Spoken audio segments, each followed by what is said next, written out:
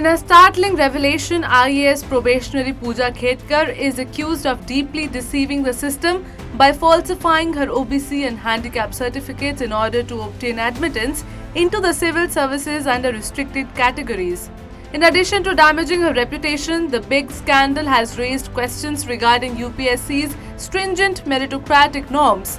Many believe that such misdeeds in some of the finest and most significant national examinations for bureaucrats not only erode public confidence in governmental institutions but also undermine the principles of justice and transparency.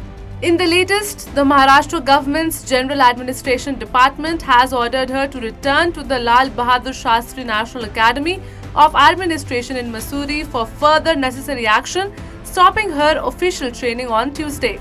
In response to Pooja Khedkar's case, former senior IAS officer D. Subba Rao has voiced grave concerns, estimating that 25% of the IAS cadre may be corrupt. His comments highlight concerns that such a lackluster approach could infiltrate the service from the outset, significantly damaging the established reputation of the civil services examination and hiring processes and casting doubts on its legitimacy.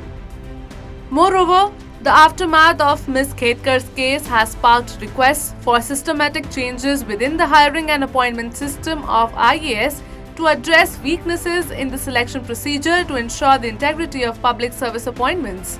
With the country still witnessing the investigation unravel, all eyes are on political leadership and whether or not they will act decisively to rid the bureaucracy of institutional corruption. The challenge that lies ahead is enormous, requiring immediate reforms to protect the integrity of India's civil services.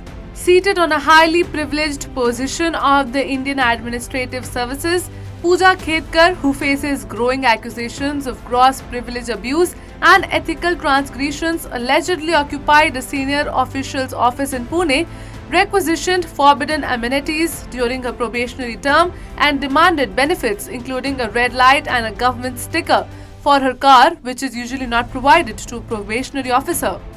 The veracity of her disability certificates, crucial for admission under the Persons with Benchmark Disabilities category, has also come under scrutiny. Alleged for skipping several medical exams, she later applied for a new disability certificate, which was denied after tests in Pune failed to support her claims.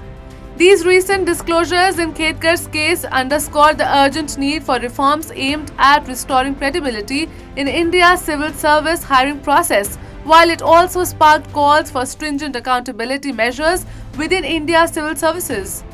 However, the controversy escalated further when an RTI activist alleged financial irregularities, suggesting that Khedkar's family earns more than the amount needed to enjoy the reservation privileges.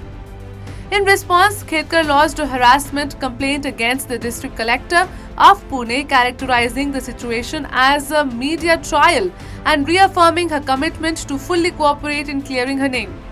The incident has sparked significant criticism of the UPSC's admission process, which has long enjoyed praise for its meritocratic norms. Claims of widespread fraud among serving IAS officers underscore a troubling pattern of exploiting loopholes through fabricating medical exams and records and also misrepresenting socioeconomic backgrounds.